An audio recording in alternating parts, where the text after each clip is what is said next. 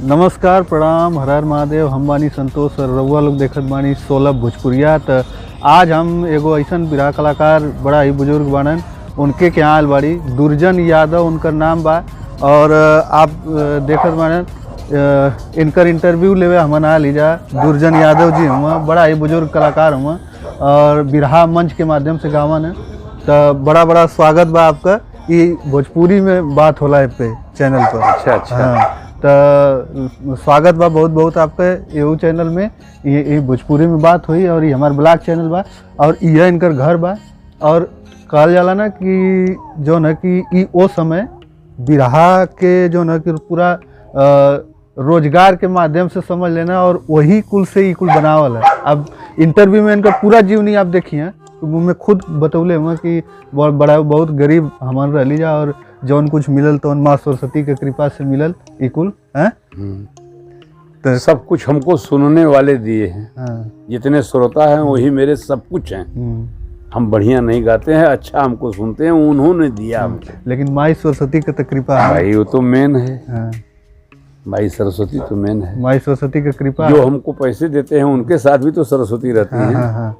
तो सबसे बड़ी बात है दर्शकों का, दर्शक का जो प्यार दुलार मिलल वही से आज फेमस कलाकार बनन और बुजुर्ग हो चुकन बना। हमारे तो कोनो औकात ना बा और ऐसन कलाकारन के साथे जब हम खड़ा होखिला तो बड़ा अच्छा लगला कि नहीं इनसे बात होले ऐसन तो बड़ा गर्व महसूस होला कि ऐसनो गवैया और ऐसन लोग बाड़ा हमरे भारत में, हमरे जो माटी पर, तो बहुत अच्छा लगला। और आज इनकर घरे आयल बाड़ी। इनकर घर यह बा, मशीन बा, इनकर लड़का बाना लोग।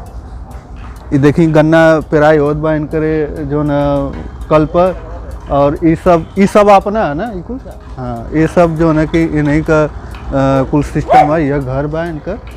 तो रउआ लोग जो इनकर इंटरव्यू हुई वो के जो है प्यार और दुलार दी हैं और बड़ा ही इनकर इंटरव्यू बहुत ही खूबसूरत भल है।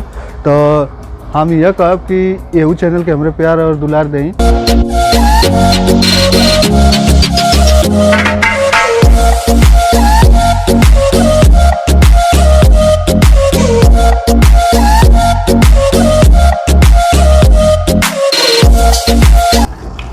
ऊक का पेराई होत बा।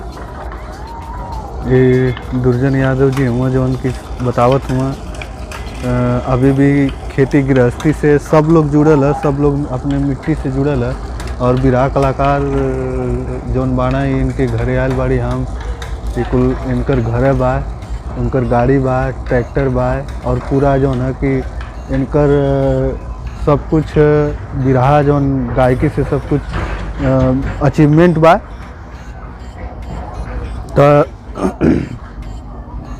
तो रउआ लोग यही तरह हमारे चैनल के प्यार और सपोर्ट करल करी। और ये जो अमित बाड़ा भैया, ये इनकर भी बहुत बढ़िया सपोर्ट बा।